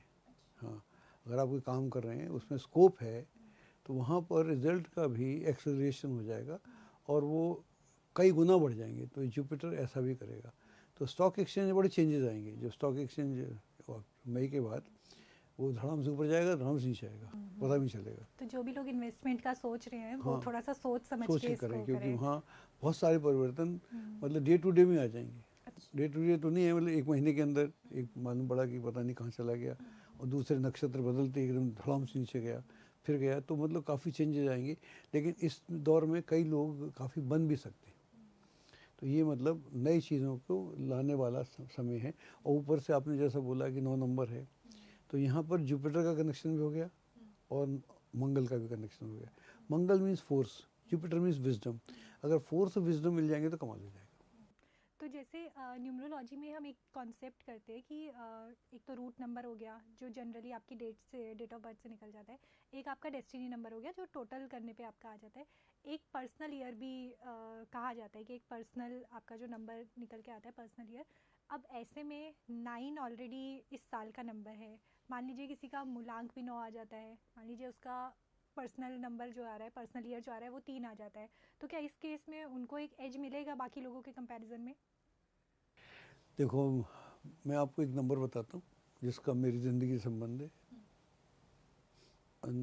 9 सितंबर 1999 और मेरा नंबर भी 9 है और उसका वो काफ़ी लेना देना है। तो मैं काफ़ी एक आध साल से सोच रहा था कि इस दिन क्या होगा। अब जानते हैं ना, तो क्या होगा। तो 9 तारीख थी, भूल जाता है आदमी, पता भी नहीं होता क्या होगा क्या नहीं होगा। उस दिन वो जैन टीवी शुरू हुआ था और उन्होंने एक प्रोग्राम रखा था, know everything about your future. उसके लिए उनको एंकर ज्योतिषी की ज़रूरत थी। जो 4-5 लोग आए थे, भाग गए थे। तो 9 तारीख जैसी ही आई, मैं सोच ही रहा था कि इसमें क्या होगा। तो वो सुबह से मेरे घर में 6 बजे से आके बैठ गए कि आप हमारा प्रोग्राम कर दो, प्रोग्राम कर दो। मैं राज़ी नहीं हुआ कि मैंने ऐसा करा ही नहीं था। उससे पहले कोई ज्योतिषी कभी टेलीविज़न में नहीं आया था। अब तो ज्योतिषी हटता नहीं ना टेलीविज़न से, वो आगता नहीं था। उसको ये जो आपको कैमरा है ये वो गन लगता था, भाग जाता था। आई सीन मैंने लेपर उतार के भागते हुए देखा है ज्योतिषियों को, कईयों को, बड़े नामी ग्रामी हैं जो। ऐसा समय भी था। मैंने दूरदर्शन में प्रोग्राम करे तो आइडिया था मेरे को थोड़ा सा। तो वो नंबर ऐसे परिवर्तन लाता है। उसी दिन सब कुछ हुआ। मैं वेट भी कर रहा था और मैं समझ भी रहा था। तो नंबर बोलता तो है, नंबर बोलता है। और नंबर अगर जिनके नंबर मैच करते हैं उनके लिए बहुत ही विशेष है और कुछ भी हो सकता है। और 9 नंबर क्रांतिकारी नंबर है, क्योंकि उसके बाद ही ज्योतिष भारत में टेलीविज़न पे आना शुरू हुआ। वो मेरे लिए नहीं था इम्पोर्टेंट, मेरे लिए था ही, लेकिन वो ज्योतिष के लिए भी इम्पोर्टेंट था नंबर, इसलिए मैंने आपको उसका जिक्र किया। अनिल जी, जैसे नंबर्स को लेकर हमने बात करी, पिछला साल रहा है शनि का साल, ठीक है। लोगों का ऐसा कहना है कि वो साल बहुत कुछ सिखा के भी गया है, किसी के साथ बड़े बड़े इंसिडेंट्स भी हुए हैं, लोगों के साथ कुछ अच्छे हुए हैं, कुछ बुरे हुए हैं। अब ये कहा जा रहा है कि पिछले साल की जो भी आपकी लर्निंग थी वो सब अभी इस साल आपको उनसे गेन मिलने वाला है। तो क्या ये बात सच है कि ऐसा होने वाला है कि शनि ने जो जो आपको सिखाया है मार्स अब आपको उसका रिजल्ट देगा? अगर आपने शनि के दौर में आप अनुशासित रहे हैं तो देगा। अगर आप अनुशासित नहीं रहे तो नहीं करेगा। अगर आप ऑर्गेनाइज रहे हैं, सिस्टम से रहे हैं, अनुशासित रहे हैं, आपने सीखा है और आपने सुधार किया है तो डेफिनेटली यस। अगर नहीं किया है तो ये साल भी यूँ ही निकल जाएगा। एक कॉन्सेप्ट आजकल बहुत चल रहा है गुरु और राहु का एक जगह पे होना, जिसे गुरु चंडाल बोला जाता है। और ये बोला जाता है कि ये रिज़ल्ट यूजुअली आपको नेगेटिव रिज़ल्ट ही देता है, स्पेशली अगर राहु की महादशा चल रही हो तो आपके साथ और ख़राब चीज़ें होने लग जाती हैं। ये कहाँ तक सच है? मतलब ये गुरु चंडाल आखिर है क्या? क्यों इससे इतना देखिए, डर किसी बना हुआ है? शास्त्र में लिखा हुआ नहीं है, हमने सारी पढ़े, उसमें किसी में नहीं है गुरु चंडाल योग होता है। तो चूँकि राहु राक्षस है, उसको चंडाल बोल दिया, गुरु तो गुरु है ही, ऐसा कुछ नहीं है। और मैंने बहुत सारे लोग देखे, मंत्री भी देखे, आईएएस भी देखे, चेयरमैन भी देखे, उनका गुरु चंडाल योग था और राहु की दशा में इतने फले फूले, इसका कोई लिमिट नहीं। और कई गुरु की दशा में फले फूले, तो कैसे माने, कैसे ये गुरु चंडाल। एक्चुअली हुआ कि ज्योतिष धंधा हो गया और डराने का काम हो गया, डरा दो हर बात पे, तो डराने वाली बात हो गई। अच्छा, आपको तो आता नहीं ज्योतिष, आपने सुना नहीं, समझा नहीं, उसने बोला गुरु चंडाल योग है, आपको तो अरे बड़ा खतरनाक योग है, क्या करें, फिर पूजा पाठ शुरू हो जाता है। अगर मान लो गुरु है, चंडाल योग है, तो ऐसी कोई पूजा नहीं इसको ख़त्म कर दे उससे, कोई ऐसी कोई पूजा नहीं है। और मैं दावा करता हूँ कोई ऐसा किसी का ख़त्म कर दे, मैं 10-20 लोग ले आता हूँ कि इसका ये हो गया, आप ख़त्म कर दो इसका, ऐसा कुछ नहीं है।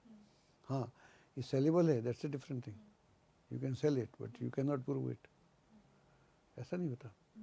तो जैसे ये यही बात जो हम अभी कर रहे हैं, क्योंकि आजकल ऐसा बहुत सारा स्पेशली इंटरनेट पे, सोशल मीडिया पे, और युवा जो है क्योंकि वो सोशल मीडिया से बहुत जुड़ा हुआ है, और कहीं ना कहीं युवाओं का इंटरेस्ट जो है वो धर्म, आध्यात्म या एस्ट्रोलॉजी की तरफ काफ़ी हद तक उनका रुझान देखा जा रहा है। पर ऐसे में क्योंकि सर आपने इतना मतलब इस फील्ड को इतना दिया है, चाहे वो नॉलेज के टर्म पे हो, चाहे वो रिसर्च के टर्म पे हो, आपने इस फील्ड को बहुत कुछ दिया है। अब आपको नहीं लगता कि युवा जो है वो कहीं ना कहीं भ्रमित होता जा रहा है? बिकॉज इतना कुछ सोशल मीडिया पे चल रहा है, ये कर लो इससे शुक्र मजबूत हो जाएगा, ऐसा करने से अगर आप मतलब गाय को हरा चारा खिला दो आपका बुध मजबूत हो जाएगा, है ना, या आप परफ्यूम लगाते हो तो शुक्र अच्छे रिजल्ट देता है। बट मैं ये जानना चाहती हूँ, अगर मेरी कुंडली में मान लीजिए वो ग्रह कुपित है, या वो मेरी कुंडली में वो ग्रह अच्छी जगह पे नहीं बैठा है, मैं उसको मजबूत करे जा रही हूँ, तो मुझे कैसे रिजल्ट उसमें मिलेंगे उस टाइम पे? देखिए, पहली बात तो ये कि ये जो जिस तरह के युवा इंटरेस्टेड है, अच्छे उनका इंटरेस्ट बढ़ेगा, धर्म में बढ़ेगा, अध्यात्म में बढ़ेगा, क्योंकि जो हमारी सनातन परंपरा है, कुंभ का जो अभी चल रहा है, इसी में हम देख रहे हैं कि लोगों का जो इंटरेस्ट ना केवल इंडियंस का बल्कि दुनिया भर से लोग आए हैं और उनको अच्छे अच्छे अनुभव हुए हैं। तो सनातन हमारी बड़ी पुरानी परंपरा है और सनातन का तो बढ़ना ही बढ़ना है, नंबर 1। उसी में सनातन में ही ज्योतिष भी आता है, तो लोगों का इंटरेस्ट है। लेकिन दुर्भाग्य की बात क्या है कि जैसे ही इंटरेस्ट बढ़ रहा है वैसे ही जो नौसिखिए हैं, जो ज्योतिष जानते नहीं, तो ज्योतिष के बारे में बड़ी बड़ी बातें कर रहे हैं। तो हो सकता है कि उनको तात्कालिक रूप से कुछ लाभ हो जाए, कुछ युवा लोग भटक भी जाएं, लेकिन सत्य सत्य होता है। और जो लोग भटकेंगे वो लोग फिर समझेंगे भी, और समझेंगे जब सीख के आएंगे तो मेरे को लगता है ज्योतिष का भी उत्थान होगा, और जो गड़बड़ वाले लोग हैं वो एक्सपोज हो जाएंगे, वो चले जाएंगे। बहुत सारे एक्सपोज होकर चले भी गए और ये भी चले जाएंगे, तो इनकी ज़्यादा उम्र नहीं है। क्योंकि अगर आपके पास में आपके पास बेसिस नहीं है तो फिर आप बहुत ज़्यादा समय तक लोगों को उल्लू भी नहीं बना सकते, उनको कंफ्यूज भी नहीं कर सकते। टेम्परेली येस, टेम्परेली ऐसा होता है, लेकिन नहीं कर सकते, वो चलेगा नहीं, लंबा नहीं चलेगा। तात्कालिक रूप से चल जाता है क्योंकि इंटरनेट नया है, हर कोई मोबाइल देख रहा है अब, जिसको आता ही नहीं आता है। जैसे मैं कभी देखता हूँ जोक्स हैं, जोक्स लोग देखते रहते हैं, हंसते रहते हैं, लेकिन जो देख रहा है वो तो मूर्ख है, उसका तो 1 रुपया लग रहा है, लेकिन जो बना रहा है वो समझदार है। जो बना रहा है उसको पैसे मिल रहे हैं, जो देख रहा है उसे क्या मिल रहा है? उसे कुछ नहीं मिल रहा है, वो तो हाँ हाँ करके ख़त्म हो गया, उसमें लगा हुआ है। तो ये शायद ये हर नई विषय में ऐसा होता है, हर नया जब वो मेडिकल साइंस आई थी ना शुरू में, आज से 100-150 साल पहले, तब वो मतलब वो जो जूता घाटता है ना, उसका ला के सूजा हार्ट का ऑपरेशन कर देते थे। फिर बाद में आजकल कैसे होता है, रोबोट से होता है। तो आई थिंक हर साइंस का एक प्रोसेस होता है, तो प्रोसेस से गुजर रही है, तो इट्स ओके। एक चीज़ और मैं इसमें जानना चाहती हूँ, जो मेरे दिमाग में एक्चुअली ये काफ़ी टाइम से ये सवाल है, और क्या होता है ना कि हम इतना आसपास से चीज़ों को सुनते हैं, पढ़ते हैं, कि क्या होता है कि पहले शादी करने के लिए कुंडली मिलाई जाती थी। अभी आजकल एक नया कॉन्सेप्ट है कि कुंडली मिलाओ ना मिलाओ, जेनेटिक ट्री आप अपना मिलवा लो कि भाई फैमिली में कौन सी बीमारियां रही हैं, फैमिली में कोई हेरिडिटरी कुछ ऐसा ना चल रहा हो। तो ये मेडिकल साइंस की तरफ से देखा जाए तो ये एक अच्छी चीज़ है, पर अगर हम इसे एस्ट्रोलॉजी में बात करें इस चीज़ को, तो क्या ये मतलब ये कॉन्सेप्ट किस हद तक सही है, कितना सही है? देखिए, ऐसा था कि जब हमारे यहाँ जो मैच मेकिंग की हम बात करते हैं, तो उसमें जब ये शुरू हुआ था तो हम लड़की के 7 रिश्ते, माँ के 7 रिश्ते और पिता के 7 रिश्ते छोड़ते थे। तो हम भी वो जेनेटिकली ही करते थे कि ताकि जीन्स का जो डिस्टेंस है बहुत ज़्यादा हो जाए, दैट वाज द पर्पस। तो वो फिर पर्पस खो गया, वो ऐसे ज्योतिषी रहे नहीं, उस तरह का ज्योतिष खो गया। तो अब यहाँ पर ये जो शुरू हो रहा है, तो इससे मेरे को लगता है ज्योतिष का उद्धार ही होगा, क्योंकि आपको फिर वो खोजना पड़ेगा कि हम क्या ढूंढ रहे थे, कि हमने ये 7 परिवार माँ के क्यों छोड़े थे या पिता के 7 परिवार क्यों छोड़े थे, ताकि जीन का डिस्टेंस हो जाए। जीन का जब डिस्टेंस हो जाता है तो उसके बाद जो संतान पैदा होती है बड़ी विलक्षण होती है, इसलिए ये परंपरा रखी थी। अब उसी में सारी बीमारियाँ भी आ गई। इतना डिस्टेंस होगा तो वो बीमारियाँ, मान लीजिए यहाँ पर शुगर की प्रॉब्लम है तो वहाँ नहीं होगी, या बीपी की प्रॉब्लम है तो वहाँ नहीं होगी, ऐसे और भी कुछ कई बीमारियाँ हो सकती हैं। तो ये प्रिकॉशन हमारे ऋषियों ने इसको सोचा था हज़ारों साल पहले। साइंस तो अब सोच रही है दिस गुड, जो भी नया हो रहा है हम उसके खिलाफ नहीं है, क्योंकि होना ही चाहिए। और नए के हम के खिलाफ होते तो हम कंप्यूटराइज नहीं करते। एआई में हम भी बहुत काम कर रहे हैं, तो हम एआई में काम नहीं करते, तो हम कर ही रहे हैं। जो भी नया हो रहा है उसको करना चाहिए। अगर दोनों मिलेंगे तो मैं समझता हूँ एक क्रांति होगी। और इसमें उस तरह की ये इस तरह जो नए लोग ज्योतिष कर रहे हैं उनको इस तरह का ज्योतिष करना चाहिए। इस तरह की खोज करें तो मैं समझता हूँ कि ज्योतिष का भला होगा, क्योंकि ये युग जो है ज्योतिष का युग भी है। इसी सेंचुरी में नासा भी ज्योतिष को एक्सेप्ट कर लेगा, ये भी मैं प्रेडिक्शन कर रहा हूँ। चलिए, ये तो हमारे लिए बहुत ये बड़ा बहुत एक बड़ी बात है। अचीवमेंट ये भी होगा। थोड़ा समय लगेगा, 20-25 साल में विचार बन जाएगा और फिर करेगा। और नासा के लोग खोज करेंगे, ऐसा भी होगा, तब ज्योतिष का उद्धार होगा। जैसे योग पे हो रहा है ना, योग दुनिया भर में, ऐसे ज्योतिष पे होगा। फिर सर इसमें कहीं ना कहीं ये नहीं आ रहा है कि हमें हर चीज़ का इंटरनेशनल रिकॉग्निशन चाहिए? मतलब योग भी इंटरनेशनल योगा डे बना तो हमने बोला कि अब योग एक पद्धति है, जबकि हमारे ऋषि मुनि तो पुरातन काल से ये हमारे उसका हिस्सा रहा है अध्यात्म का। सेम चीज़ अब हम कहते हैं मेडिकल एस्ट्रोलॉजी है, या अभी जैसे आपने मेंशन किया कि नासा भी अपने प्रोग्राम्स में इसको इंक्लूड कर सकती है। आप ठीक बोल रही हैं। एक्चुअली है क्या है कि योग तो हमारा पुराना है, लेकिन जिस हम योग में रह रहे हैं यहाँ पर इंटरनेट के माध्यम से हर चीज़ 2 मिनट में पूरी दुनिया में फैल जाती है। तो पूरी दुनिया सिर्फ भारत ही नहीं है ना, पूरी दुनिया तो दुनिया है, और जितना सबको मालूम पड़े अच्छा है। जब मैं नासा की बात करता हूँ तो नासा से मुझे फेवर नहीं चाहिए। नासा के पास जो टेक्निक्स हैं, वैज्ञानिक टेक्निक्स हैं, जो स्पेस को जानने की टेक्निक हैं, वो टेक्निक हमारे पास नहीं है। हमारे पास में वो सारे इंस्ट्रूमेंट्स नहीं हैं। वो अगर हमको इंस्ट्रूमेंट मिले, अगर हमको उसके बारे में ज़्यादा जानकारी मिले तो हम भी बहुत कुछ कर सकते हैं। हम मीन्स ज्योतिष, जो भी ज्योतिष में लोग हैं, तो उनका जो वो युगों के बारे में जो गणना है, बिग बैंग कब हुआ, हम क्या बोलते हैं, हमारा ये जो कहते हैं कि प्रलय आ जाएगी, प्रलय हमारे युगों की जो गणना है, उस गणना से जो कनेक्टिविटी है उसको हम ढूंढ सकते हैं। तो जो हम कह रहे थे वही अगर वही कह रहा है, क्योंकि जो हमारी जो गणना है युगों की वो करीब 4 बिलियंस ईयर्स के आसपास है। दुनिया तो बनी करीब 13.4 बिलियंस में, लेकिन धरती का जो हमारा इतिहास है करीब 4 बिलियंस का है। इतनी ही गणना हम युगों की गणना करते हैं। ये गणना हमारी हज़ारों लाखों साल पुरानी है। तो ये जो हम कर रहे हैं वो कर रहे हैं, तो ये दोनों मैचिंग पॉइंट है। ये नासा बोल रहा है, ये हम भी बोल रहे हैं। तो इस तरह की कनेक्शन की बात मैं कर रहा हूँ। मैं उस तरह का कनेक्शन हो तो जो हमने वहाँ गणना की अपने तरीके से, आज विज्ञान कर रहा है, अगर दोनों मिलेंगे तो हमको बहुत अच्छा हो जाएगा। जैसे एआई से हम बहुत कुछ कर सकते हैं, या कंप्यूटर से हमने बहुत कुछ किया, वो पुराना था ज़माना था, आज हम एआई से बहुत कुछ कर सकते हैं। तो आई थिंक जो दोनों मिलेंगे, जो विज्ञान जितने भी, जो हम ज्योतिष को विज्ञान ही बोलते हैं, ज्योतिष विज्ञान है हमारा, दोनों विज्ञान मिले, इसमें अड़चन क्या है, उसकी मैं बात कर रहा हूँ। मैं व्यापक स्तर पर बात कर रहा हूँ। मेरे को उनका सर्टिफिकेट नहीं चाहिए, सर्टिफिकेट तो हम देंगे उनको। इस बार हम उनको सर्टिफिकेट देंगे। अब आपने देर कर दी हमारा सर्टिफिकेट लेने में। हम तो कह रहे हैं कि हम युगों की बात करते हैं, हम ब्रह्मांड की बात करते हैं, हम गणों की बात करते हैं। तो जिसकी हम बात कर रहे हैं उसी की आप बात कर रहे हैं, तो उसको हमको जोड़ना चाहिए। जी, तो अजय जी, एक आखिरी सवाल मैं आपसे पूछना चाहूँगी कि ऐसा बोला जाता है कि एक ज्योतिषी के पास आपकी बर्थ डिटेल है तो इसका मतलब वो आपके आने वाले, पुराने, वर्तमान सब कुछ पता कर सकता है ना? मतलब एक ज्योतिषी आपके जन्म से लेके आपके मरण तक, और आपके अपने पिछले प्रारब्ध आपने क्या किया है, आपने पुराने कर्म क्या किए हैं, वो सब बता सकते हैं। लेकिन फिर एक कॉन्सेप्ट ये भी है कि क्योंकि ये विद्या तो आप अपने ऊपर भी कर सकते हैं, मतलब ज्योतिषी अपने बारे में भी देख सकता है, लेकिन फिर भी कहीं ना कहीं हर इंसान या हर ज्योतिषी उतना सक्सेसफुल नहीं है ना? या वो फाइनेंशियली उतने स्ट्रांग नहीं होते हैं। इसके पीछे क्या रीज़न है कि मतलब आपकी एक राय, किसी भी ज्योतिषी की एक राय किसी एक इंसान को सक्सेसफुल बना सकती है, लेकिन अपने लिए क्या ये कहीं पे कमी हो जाती है इस चीज़ में? देखिए वही वाली बात है कि सब्जेक्टिव एंड ऑब्जेक्टिविटी की बात है। एक डॉक्टर अपने बारे में कंफ्यूज हो सकता है। अपने बारे में जब आप सोचते हैं तो आपका जो सब्जेक्ट है वहाँ ऑब्जेक्टिविटी ख़त्म हो जाती है। आपके साथ जब मैं देख रहा हूँ आपके बारे में तो I'm टोटली ऑब्जेक्ट, मेरा कोई इमोशन इन्वॉल्व नहीं है। जब मैं अपने बेटे के बारे में देख रहा हूँ, बेटी के बारे में देख रहा हूँ, तो मेरा ऑब्जेक्ट, मेरा इमोशन इन्वॉल्व है, मेरा जो पर्सनैलिटी इन्वॉल्व है। तो उसके बारे में मेरे को बुरा दिखता नहीं, या मैं देखना ही नहीं चाहता, या भूल जाता हूँ। आपके बारे में या किसी और के बारे में मैं साफ दिखता हूँ। तो आई थिंक ये एक मुश्किल है, लेकिन फिर भी कुछ लोग जानते हैं, ऐसी बात नहीं है। जो क्योंकि हम बोलते हैं कि astrology is not made for cowards. अगर किसी और के साथ बुरा हो सकता है तो मेरे साथ क्यों नहीं हो सकता?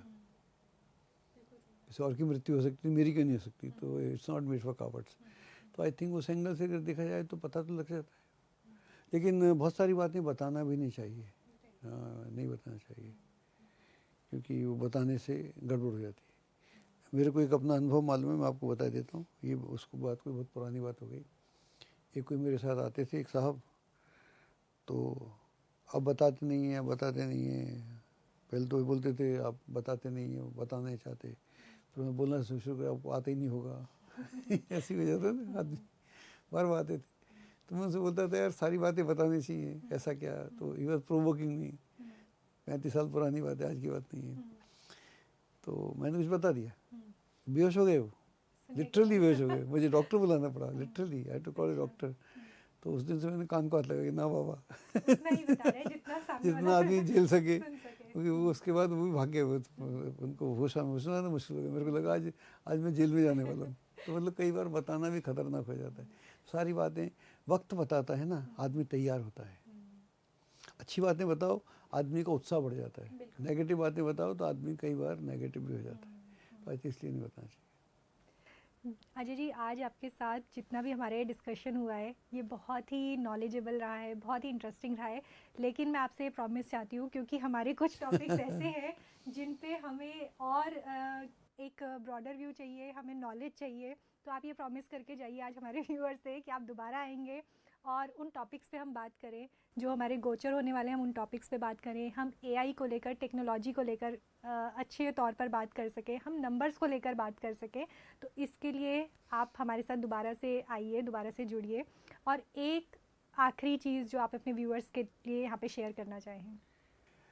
बस यही कहना चाहता हूँ कि ज्योतिष एक बड़ा विषय है और बड़ा, जैसे इतनी बात हुई इनके साथ, ये तो भविष्य की बात नहीं करता, वर्तमान की बात करता है। वर्तमान की बात करता है। वर्तमान अगर अच्छा है तो भविष्य अच्छा होता है। और जो 2 टके के ज्योतिषी हैं जिनको ज्योतिष नहीं आता, उनसे बचें, क्योंकि वो आपका ज्योतिष के प्रति लगाव, उत्साह वो ख़त्म कर देंगे। ज्योतिष की मदद नहीं करेंगे, उनका अपनी मदद हो जाएगी। उनसे बचें और ज्योतिष को समझें। और नए लोग जितने आप लोग हैं, आपको ज्योतिष में आना चाहिए। आप लोग आएंगे तो ज्योतिष का भला होगा। बहुत बहुत धन्यवाद अजय जी आपका। और हम चाहेंगे कि आपकी ये नॉलेज, ये धरोहर हमारे साथ हमेशा जुड़ी रहे, क्योंकि ये एक ऐसा ज्ञान है, ये एक ऐसी नॉलेज है जो शायद आने वाले बहुत टाइम तक हमारे साथ रहने वाली है, हमारी आने वाली बहुत सारी पीढ़ियों को रास्ता दिखाने वाली है, नई लाइट देने वाली है। क्योंकि कलयुग का टाइम है, बहुत सारे पाप और बहुत सारे कुकर्म होने वाले हैं। तो वहाँ पे एक लाइट बहुत ज़रूरी है, और उस लाइट के लिए आपका नॉलेज हमारे लिए बहुत बहुत ज़रूरी है। बहुत बहुत धन्यवाद। धन्यवाद अजय जी।